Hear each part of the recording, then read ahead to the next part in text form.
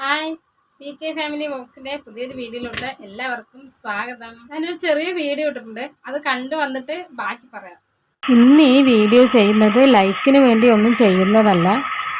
പ്രത്യേകിച്ച് എൻ്റെ വീഡിയോയ്ക്ക് വലിയ ലൈക്കൊന്നും വരാറുമില്ല. ഇവർ ഈ ചെയ്യുന്ന ജോലി കണ്ടപ്പോൾ മനസ്സിൽ എന്തോ ഒരു വല്ലായിക പോലെ. കാരണം എൻ്റെ അച്ഛനും അമ്മയും കൂലിപ്പണിക്കാരാണ്.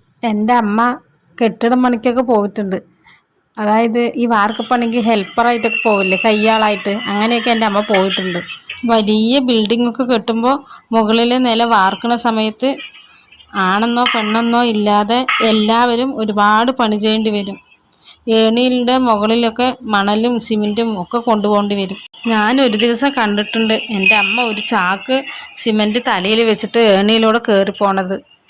ഇപ്പോഴത് ആലോചിക്കുമ്പോൾ ഭയങ്കര സങ്കടം തോന്നുന്നു. കാരണം എത്ര ബുദ്ധിമുട്ടിയിട്ടുണ്ടാവുമെന്ന് എനിക്കിപ്പോഴാണ് അത് മനസ്സിലാകുന്നത്. അന്ന് ഞാൻ ചെറുതായിരുന്നല്ലോ. അങ്ങനെ പണി കഴിഞ്ഞ് വീട്ടിൽ വരുമ്പോൾ ഞാനും എൻ്റെ ചേച്ചി എന്തെങ്കിലും പണി ചെയ്യാതെ വെച്ചിട്ടുണ്ടെന്ന് പറഞ്ഞാൽ അമ്മ ഞങ്ങളെ വഴക്ക് പറയും. അപ്പം ഞാൻ എൻ്റെ ചേച്ചിനെ കൊണ്ട് പറഞ്ഞിട്ടുണ്ട്, അമ്മയ്ക്ക് ഞങ്ങളോട് ഒരു സ്നേഹവും ഇല്ലയെന്ന്. പാവം പണി ചെയ്ത് ക്ഷീണിച്ച് വരുമ്പോൾ ഒന്ന് കിടന്നാൽ മതി എന്ന് വിചാരിച്ച് വരുന്നതായിരിക്കും ചിലപ്പോൾ. എൻ്റെ അച്ഛൻ മലപ്പുറത്താണ് ജോലി ചെയ്തുകൊണ്ടിരുന്നത്. 15 ദിവസം കൂടുമ്പോൾ ഒരു കവർ നിറച്ച് തിന്നാനുമായിട്ട് അച്ഛൻ വരും.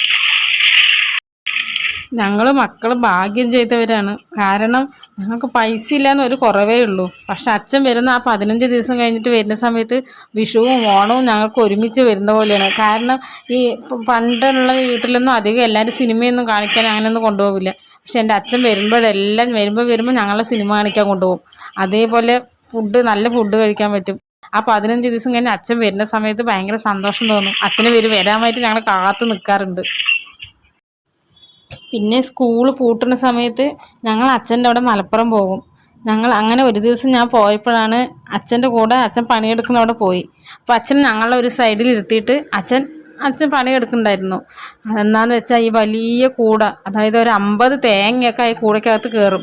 ഈ മലപ്പുറം എന്ന് പറയുന്നത് നമ്മളിപ്പോൾ നമ്മളിരിക്കുന്ന സൈഡിൽ നിന്ന് വേറെ എവിടേക്ക് നോക്കി കഴിഞ്ഞാൽ വെച്ചാൽ അപ്പുറത്തെ സൈഡിൽ നമ്മളൊരു മലയായിട്ട് കാണും. അങ്ങനെ ശരിക്കും പറഞ്ഞു വെച്ചാൽ ആ കുന്നായിട്ടുള്ള ഒരു സ്ഥലമാണ്. അധികം ഞങ്ങൾ കുറേ നാൾ അവിടെ ഇരുന്നിട്ടുകൊണ്ട് ഞങ്ങൾക്ക് അറിയാം. അങ്ങനെ ആ കുന്നിൻ്റെ മുകളിൽ നിന്ന് 50 തേങ്ങയൊക്കെ എടുത്തിട്ട് ആ കൂടയുമായിട്ട് അച്ഛൻ താഴേക്ക് ഇറങ്ങി വരും. ആ സമയത്ത് ഞാനത് കണ്ടു കഴിഞ്ഞപ്പോൾ ഞാനൊരു 8ലൊക്കെ പഠിക്കുമ്പോഴാണിത്. എനിക്ക് നല്ല ഓർമ്മയുണ്ട് അങ്ങനെ അത് കണ്ടത്. അപ്പോൾ ആ തേങ്ങ ഞാൻ വിചാരിച്ചിട്ടുണ്ട്, കാലെങ്ങാനും ഒന്ന് സ്ലിപ്പായി കഴിഞ്ഞ് വെച്ച് താഴെ എത്തും, എന്തായിരിക്കും അവസ്ഥ എന്ന്. ഇപ്പം അതൊക്കെ ആലോചിക്കുമ്പോൾ ഭയങ്കര സങ്കടം തോന്നുന്നുണ്ട്. ഞങ്ങൾ മക്കളെല്ലാം കണ്ട് വളർന്നതുകൊണ്ട് എല്ലാ കഷ്ടവും നഷ്ടവും ഞങ്ങൾക്കറിയും. അന്ന് അവരൊഴുക്കിയ വിയർപ്പിൻ്റെ ഫലമാണ് ഇന്ന് ഞങ്ങൾ നല്ല രീതിയിൽ ജീവിക്കുന്നത്. വക്കീലിൻ്റെ മക്കൾ വക്കീലും ഡോക്ടറിൻ്റെ മക്കൾ ഡോക്ടറും കൂലിപ്പണിക്കാരൻ്റെ മക്കൾ കൂലിപ്പണിക്കാരും എന്ന ഒരു കാര്യം ഞങ്ങളങ്ങ് തിരുത്തി കുറിച്ചു. എൻ്റെ ചേച്ചി HCL എന്ന് പറയുന്ന IT കമ്പനിയിലെ മാനേജറാണ്. ഞാൻ ഇന്നൊരു ടൈലർ ഷോപ്പ് ഇട്ടിട്ടുണ്ട്. എൻ്റെ തൊട്ട് താഴെയുള്ള അനിയൻ ITI കഴിഞ്ഞിട്ട് പോപ്പുലർ ബജാജ് കമ്പനിയിൽ മെക്കാനിക്കാണ്. അതുപോലെ ഒടുവിൽ അനിയൻ ഫോക്കസ് ഡിജിറ്റൽ സ്റ്റുഡിയോ എന്ന് പറഞ്ഞൊരു സ്റ്റുഡിയോ ഇട്ടിട്ടുണ്ട് കൊല്ലങ്കോട്. അവൻ ഫോട്ടോഗ്രാഫറാണ്. അന്ന് അച്ഛനും അമ്മയും കൊണ്ട വെയിലാണ് ഞങ്ങൾ ഇന്ന് ഈ ഫാനിൻ്റെ താഴെ ഇരിക്കുന്നത്. ഇന്ന് ഞങ്ങൾക്ക് നല്ല ക്ഷമയാണ്. എന്ത് പ്രശ്നം വന്നാലും അതൊക്കെ ഞങ്ങൾ സഹിക്കും. കാരണം തീയിൽ കുരുത്തത് വെയിലത്ത് വാടില്ല. ഇന്നത്തെ കുട്ടികൾക്കില്ലേ, എന്തൊക്കെ സൗകര്യം ഉണ്ടെങ്കിലും അവർക്ക് അതൊന്നും പോരാ. 10ാം ക്ലാസ്സിൽ പഠിക്കുന്ന കുട്ടിക്ക് ഐഫോണാണ് ഇപ്പോൾ ഉള്ളത്. അന്ന് നമ്മളുടെ ഈ 96 എന്നൊക്കെ പറയുന്ന ആ പ്രായത്തിൽ വന്നിട്ട്, പ്രത്യേകിച്ച് ഈ നാട്ടിൻ പുറത്തുള്ളവർക്ക് ഒരു വീട്ടിലേക്ക് TV ഉണ്ടാവുള്ളൂ. ആ വീട്ടിൽ നമ്മൾ TV കാണാൻ പോയാലോ അവർ പറയണത് എല്ലാം ചെയ്യേണ്ടി വരും. അങ്ങനെ ഒരു അനുഭവം ഇപ്പോഴും മറക്കാൻ പറ്റാത്ത ആ കുഞ്ഞു നാളത്തെ, ഞാൻ 5ൽ 6ലൊക്കെ പഠിക്കുമ്പോൾ ഉള്ള ഒരു അനുഭവം എനിക്കിപ്പോഴും നല്ല ഓർമ്മയുണ്ട്. അതായത് ഒരു വീട്ടിൽ TV കാണാൻ പോയി. ഞങ്ങൾ ചേച്ചി അനിയനും ഞങ്ങളെല്ലാവരും കൂടെ പോയത്. അവർ TV കാണാൻ പോകുന്ന സമയത്ത് ഒരു ഹാൾ നിറച്ച് ഞങ്ങളെ പോലെയുള്ള പ്രായമുള്ള കുട്ടികളുണ്ട്, നിറയെ കുട്ടികളുണ്ട് അവിടെ. അപ്പോൾ എന്നെ ചേച്ചിനെ വിളിച്ചു. എന്നിട്ട് അവിടെ നിന്ന് കടയ്ക്ക് ഒരു 5-10 മിനിറ്റ് നടക്കണം. അപ്പം അത്രയും ദൂരം കടയ്ക്ക് സാധനം വാങ്ങാനായിട്ട് എന്നെ അയച്ചു വിട്ടു. പക്ഷേ എൻ്റെ ചേച്ചിനെ കൊണ്ട് അവർ ചെയ്യിച്ചത് ഒരു കിണർ, അതായത് ഈ വായ്മതിൽ ഇങ്ങനെ നമ്മളാണ് വായ്മതിൽ കെട്ടാത്തതെന്ന് പറയാം. അതായത് ഈ മേലെ ഇങ്ങനെ തിട്ടൊന്നും കെട്ടിയിട്ടില്ല, വെറുതെ കിണർ കുത്തിയിട്ടുണ്ട്. അതിന് 2 സൈഡ് ഇങ്ങനെ ഇത് കാല് വെച്ചിട്ട് ഇങ്ങനെ എന്താ പറയുക, ഈ മരത്തിൻ്റെ കഷ്ണമോ മുളയോ കൊണ്ട് ഇങ്ങനെ വെക്കും. എന്നിട്ട് ഇടയിൽ ഇങ്ങനെ ഒരു കമ്പ് വെച്ചിട്ട് അതിൽ ചകടയിടും വെള്ളം എടുക്കാനായിട്ട്. അപ്പോൾ അതിനകത്ത് വലിയ വെയിറ്റ് ഉള്ളതൊന്നും ഉണ്ടായാലും ബക്കറ്റ് അങ്ങനെ എന്തെങ്കിലും ആയിരിക്കും.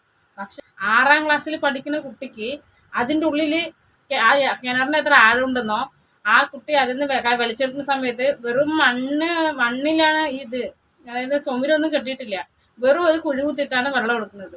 അതിന് കാല് സ്ലിപ്പാവുന്നോ ഒന്നും അറിയില്ല. പക്ഷെ അവർക്കറിയാം, അവര് വലിയ ആൾക്കാരല്ലേ. പക്ഷെ അവരെന്ത് ചെയ്യുന്നതെന്ന് വെച്ചാൽ എന്നെ കടയ്ക്ക് പറഞ്ഞു വിട്ടു. എന്നിട്ട് എൻ്റെ ചേച്ചിനെ കൊണ്ട് ആ കിണറിന് വെള്ളം എടുത്ത് അവിടെ ഒരു ബക്കറ്റ് അങ്ങനെ വെച്ചിട്ടുണ്ടായിരുന്നു, അത് നിറയ്ക്കാൻ പറഞ്ഞു. അങ്ങനെ അത് നിറച്ചു കഴിഞ്ഞെന്ന് വെച്ചാൽ നിങ്ങളെ സിനിമ കാണാനായിട്ട് അകത്ത് കയറ്റാന്ന്. ഭയങ്കര കഷ്ടമായിരുന്നു. കാരണം ആ ചെറുപ്പം പറഞ്ഞു വെച്ചാൽ നമുക്ക് ചില കാര്യങ്ങൾക്ക് ഭയങ്കര സന്തോഷമാണെങ്കിലും ചിലത് ആലോചിക്കുമ്പോൾ ഭയങ്കര സങ്കടമാണ്. കാരണം ഒരു സിനിമ കാണാൻ പോകണമെങ്കിൽ അവരിനോട് അവർ ഗേറ്റൊക്കെ വാതിലൊക്കെ അടച്ചിട്ടോട്ട് ഞങ്ങൾ വരട്ടെ, TV കാണാൻ വരട്ടെ എന്ന് നമ്മൾ വെളിയിൽ നിന്ന് ചോദിക്കണം. അഥവാ ഉള്ളിൽ ആളുണ്ടെന്ന് പറഞ്ഞാൽ ജനല് തുറന്നു തരും. എന്നിട്ട് ആ ജനലിൽ കൂടെ നമ്മൾ നോക്കി നിൽക്കണം. അങ്ങനെയൊക്കെ ഭയങ്കര ബുദ്ധിമുട്ടാണ്. അപ്പം നമ്മൾ ഞായറാഴ്ച ശനി ഞായറും തന്നെയല്ലേ സിനിമ കാണാൻ പോവുക. അപ്പം അങ്ങനെ ഒരു സിനിമ കാണണമെന്നൊരു ആഗ്രഹം കൊണ്ട് എന്നിട്ട് വലിച്ച് വെള്ളം എടുത്താൽ നിറച്ചു. അത് നിറച്ചു കഴിഞ്ഞപ്പോൾ പോയിട്ട് വന്നു. ഇത് സിനിമ കാണാനൊക്കെ സമ്മതിച്ചു. എന്നിട്ട് ഞങ്ങൾ പോണ സമയത്ത് ഇതിപ്പോൾ വീട്ടിൽ പോയി പറഞ്ഞു കഴിഞ്ഞെന്ന് വെച്ചാൽ അവർക്ക് വെള്ളം എടുക്കാൻ പറഞ്ഞെന്നൊക്കെ പറഞ്ഞു കഴിഞ്ഞാൽ ചിലപ്പോൾ അതൊരു പ്രശ്നമായാലോ എന്ന് പറഞ്ഞിട്ട് 2 പേരുടെ കയ്യിലും ഓരോരു ബൂരി, എനിക്ക് ഇപ്പോഴും ഓർമ്മയുണ്ട്. അത് നമ്മുടെ ഈ കൈയിൻ്റെ പറ്റിൻ്റെ വലിപ്പം ഉണ്ടാവുമല്ലോ, അത്രയുള്ള 2 ബൂരി 2 പേരുടെ കയ്യിലും തന്നിട്ട് കഴിക്കാൻ പറഞ്ഞു. പക്ഷെ ഞങ്ങൾക്കൊരു പ്രത്യേകത ഉണ്ട്. എന്താന്ന് വെച്ചാലേ, ഞങ്ങൾ 4 പേരല്ലേ, എന്ത് കിട്ടിയാലും ഒരു മിഠായി ആണെങ്കിൽ പോലും അത് ഞങ്ങൾ 4ആയിട്ട് പങ്കും. 4 പേരും കൂടിയേ കഴിക്കുള്ളൂ. കാരണം എനിക്ക് കിട്ടുന്നുള്ള സാധനം എൻ്റെ അനിയന് കിട്ടിയില്ലെങ്കിലോ അല്ലെങ്കിൽ എൻ്റെ ചേച്ചി കിട്ടിയില്ലെങ്കിലോ എന്നുള്ള ചിന്ത എനിക്കും ഉണ്ട്, അവർക്കും ഉണ്ട്. ആർക്കാണെങ്കിലും ഞങ്ങൾ ഒരു സാധനം ഒരാൾ ആരെങ്കിലും തന്നതെന്ന് വെച്ചാൽ അത് 4ആയിട്ട് പങ്കിട്ട് ഞങ്ങൾ കഴിക്കുള്ളൂ. അപ്പോൾ ഞങ്ങൾ എന്ത് ചെയ്തു, ഈ 2 പേർക്ക് ഓരോന്ന് ഭൂരി കിട്ടിയല്ലോ. അപ്പോൾ നമ്മൾ ഉണ്ടാക്കുകയാണെങ്കിൽ ഇഡ്ഡലി, ദോശ അങ്ങനെയൊക്കെ ഉണ്ടാക്കും. പക്ഷെ ഭൂരിയൊന്നും ഉണ്ടാക്കില്ല. ഭൂരി, പൊറോട്ടയൊക്കെ അങ്ങനെ ഞാൻ പറഞ്ഞില്ല, അച്ഛൻ വരുന്ന സമയത്ത് മാത്രം ഞങ്ങൾ അങ്ങനെ വെളിയിലൊക്കെ പോയിട്ട് അങ്ങനെ കഴിക്കുള്ളൂ. അപ്പോൾ അങ്ങനെ ആ കിട്ടിയ ഭൂരിനെ ഞങ്ങൾ വീട്ടിൽ കൊണ്ടുപോയിട്ട് ഞങ്ങൾ എന്താ വിചാരിച്ചു 4 പേരും കൂടെ കഴിക്കാതെ. അപ്പോൾ എൻ്റെ എന്നുള്ളതിന് ഒരു അനിയന് ഞങ്ങൾ 4 പേരല്ലേ, അപ്പോൾ ചേച്ചിക്ക് അവനക്ക് കൊടുത്തതിന് ഞങ്ങൾ 4 പേരും കൂടെ കഴിക്കാനായിട്ട് കൊണ്ടുപോയി. അത് വീട്ടിൽ കൊണ്ടുപോയപ്പോൾ അമ്മ ഞങ്ങളോട് ചോദിച്ചാൽ ഞായറാഴ്ച ആകുമ്പോൾ അമ്മയ്ക്കൊന്നും പണിയൊന്നും ഉണ്ടായിരുന്നില്ല. അപ്പോൾ അമ്മ ചോദിച്ചു ഇത് എവിടെ നിന്ന് കിട്ടി ചോദിച്ചു. അപ്പോൾ നാളെ സിനിമ കാണാൻ പോയപ്പോൾ ഇങ്ങനെ തന്നതാണ് വേണം. അവർക്കറിയാം എന്തായാലും ഒരാളും ഇങ്ങനെ വെറുതെ തരില്ലല്ലോ. അപ്പോൾ നിങ്ങൾ എന്തെങ്കിലും ചെയ്തിട്ട് തന്നാണോ ചോദിച്ചപ്പോൾ അമ്മ അവർ എന്നെ ചെറിയ കുട്ടികളല്ലേ, അപ്പോൾ നമ്മൾ എന്താണ് ചെയ്ത കാര്യം പറയല്ലോ. അപ്പം ഞങ്ങൾ പറഞ്ഞു ഇങ്ങനെ ഞങ്ങൾ കടയ്ക്ക് പോയി ഞാൻ, അപ്പോൾ അതേപോലെ ചേച്ചി കിണറിന് വെള്ളം എടുത്തു, അപ്പോൾ അവർ തന്നതാണ് പറഞ്ഞു. അപ്പം എൻ്റെ അമ്മ ഇത് ഭയങ്കര സങ്കടം. കാരണം എൻ്റെ ഈ ചെറിയ കുട്ടിനെ കൂടി കിണറിൽ വെള്ളം എടുപ്പിച്ചേ, കാലൊന്ന് സ്ലിപ്പായി അതിൻ്റെ ഉള്ളിൽ വീണ അവരെന്ത് പറയും, ഇത് ഞങ്ങൾക്കറിയില്ല കളിച്ചപ്പോൾ വീണു പറഞ്ഞാൽ ചിലപ്പോൾ കാരണം പറഞ്ഞാൽ അത് പോകും. പക്ഷെ പോയ എന്തെങ്കിലും സംഭവിച്ചു കഴിഞ്ഞാൽ നമുക്ക് മാത്രമായിരിക്കും നഷ്ടം. എൻ്റെ അമ്മയ്ക്ക് ഭയങ്കര സങ്കടമായി. ഞങ്ങൾ 2 പേരെയും കൂട്ടിയിട്ട് പോയി. ഇനി മേലാൽ ഇമാതിരി പണി നിങ്ങൾ ചെയ്തു, നിങ്ങളുടെ TV കണ്ടില്ലെങ്കിലും കൂടി കുഴപ്പമില്ല, പക്ഷെ ഇങ്ങനെ ചെയ്തു പറഞ്ഞാൽ അന്ന് ഞങ്ങൾ ഒരുപാട് അടിക്കുകയൊക്കെ ചെയ്തു. നിങ്ങൾ എന്തിനങ്ങനെ പറഞ്ഞാൽ നിങ്ങൾ എന്തിനു ചെയ്തെന്ന് പറഞ്ഞിട്ട് നമുക്കറിയില്ലല്ലോ. നമ്മൾ TV കാണണം എന്നുള്ളൊരു ഇതിലല്ലേ ചെയ്യുന്നത്. പക്ഷെ ഒരുപാട് പേര് അവിടെ നിന്ന് TV കണ്ട് അവനെ കൊണ്ടൊന്നും പറയാതെ, കാരണം അന്ന് ഞങ്ങളുടെ ഒന്നുമില്ല. അപ്പം നമ്മൾ പറഞ്ഞാൽ എന്ത് ചെയ്യും, നമ്മളുടെ കൊണ്ട് ആരും ചോദിക്കും വരുമൊന്നുമില്ല. എൻ്റെ അച്ഛൻ പിന്നെ 15 ദിവസത്തിൽ ഒരിക്കലല്ലേ വരുള്ളൂ. അപ്പം ആരും ചോദിക്കില്ല എന്നൊക്കെ ഉള്ളൊരു ധൈര്യമായിരിക്കും അങ്ങനെ ചെയ്തിട്ടുണ്ടായിരുന്നു.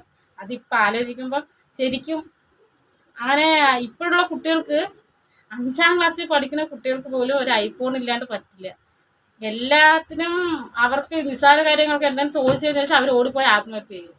10ാം ക്ലാസ്സിലെ കുട്ടികൾ മരിച്ചത്, ഒരു 8ൽ എന്തിനോ പഠിക്കുന്ന ഒരു കുട്ടി തൂങ്ങി മരിച്ചു എന്നിട്ട് ഒരു ന്യൂസ് ഉണ്ടായിരുന്നു. അതേ ഫോൺ വാങ്ങി കൊടുക്കാത്തായിരുന്നു. ഇതാണ് ഇന്നത്തെ കാലം അന്നത്തെ കാലം തമ്മിലുള്ളൊരു വ്യത്യാസം പറഞ്ഞത്. അന്ന് ഒരുപാട് കഷ്ടപ്പെട്ടെങ്കിലും ആ കഷ്ടപ്പാട് എന്താണെന്ന് നമ്മൾ അറിഞ്ഞു വന്നത് കൊണ്ടായിരിക്കും ഇപ്പോൾ നമുക്ക് 1 രൂപ ചിലവാക്കുകയാണെങ്കിൽ കൂടി അതിൻ്റെ വില എന്താണെന്ന് അറിയും. പക്ഷെ ഇപ്പോഴുള്ള കുട്ടികൾക്ക് അതൊട്ടും അറിയുന്നില്ല. പിന്നെ നിസാര കാര്യങ്ങൾക്കൊക്കെ ഞാൻ കണ്ടിട്ടുണ്ട്, ഈ TV-യിലൊക്കെ ന്യൂസിനൊക്കെ കണ്ടതാണ്, അച്ഛനും അമ്മനെയും കൊണ്ടുപോയിട്ട് വൃദ്ധസാധനത്തിലൊക്കെ കൊണ്ടുവിടുന്നത്. അപ്പോൾ അവർ നമ്മളെ എത്രത്തോളം കഷ്ടപ്പെട്ടിട്ടാണ് നോക്കിയതെന്ന് ഒന്നും നമ്മൾ ആലോചിക്കില്ല. ചില സമയത്ത് ശരിക്കും പ്രായമായ ആളുകളെ നോക്കുക എന്ന് പറഞ്ഞാൽ ചിലപ്പോൾ ഭയങ്കര ബുദ്ധിമുട്ട് തന്നെയാണ്. കാരണം ഈ പ്രായമായ ആളുകളെ നോക്കുന്നതും 5 വയസ്സിന് താഴെയുള്ള കുട്ടികളെ നോക്കുന്നതും ചില സമയത്ത് എനിക്ക് തോന്നിയിട്ടുണ്ട് ഒരുപോലെയാണ്. അവർ കാണിക്കുന്നതൊക്കെ ഏകദേശം അതുപോലെ തന്നെയാണ്. അവരോട് പറഞ്ഞു കഴിഞ്ഞാൽ ചിലപ്പോൾ അവർ അത് കേൾക്കണം, നമ്മൾ പറയാൻ തോന്നി കേൾക്കില്ല. അവർ അങ്ങനെ തന്നെ ചെയ്യുള്ളൂ. അങ്ങനെയൊക്കെ സാഹചര്യം കൊണ്ടായിരിക്കും ചിലപ്പോൾ ഇങ്ങനെ കൊണ്ടുവിടുന്നതൊക്കെ. പക്ഷെ എല്ലാവരും ഒന്ന് ആലോചിക്കണം, നമ്മളെ ചെറുതായിരിക്കുമ്പോഴൊക്കെ അവരൊരുപാട് കഷ്ടപ്പെട്ടിട്ടൊക്കെ ആയിരിക്കും വളർത്തിയിട്ടുണ്ടാവുക. അത് നമ്മളെ ഒരു പ്രായമാകുന്ന സമയത്ത് അവരുടെ ആ കഷ്ടപ്പാടൊക്കെ നമ്മൾ മറന്നിട്ട് നമ്മളപ്പം അനുഭവിക്കുന്ന കുറച്ച് കഷ്ടപ്പാടിന് വേണ്ടിയിട്ടാണ് നമ്മൾ അവരെ കൊണ്ടുപോയിട്ട് വൃദ്ധസാധനത്തിലേക്ക് കൊണ്ട് വിടുന്നത്. അപ്പോൾ ആലോചിക്കുക, അമ്മയും അച്ഛനൊക്കെ നമ്മൾ എത്ര കഷ്ടപ്പെട്ടിട്ടാണ് വളർത്തിയത്, അങ്ങനെയൊക്കെ ആലോചിച്ചിട്ട് അങ്ങനെ ഇനി വൃദ്ധസാധനത്തിലൊക്കെ കൊണ്ട് വിടുന്നവർ ഒന്ന് ആലോചിക്കുക.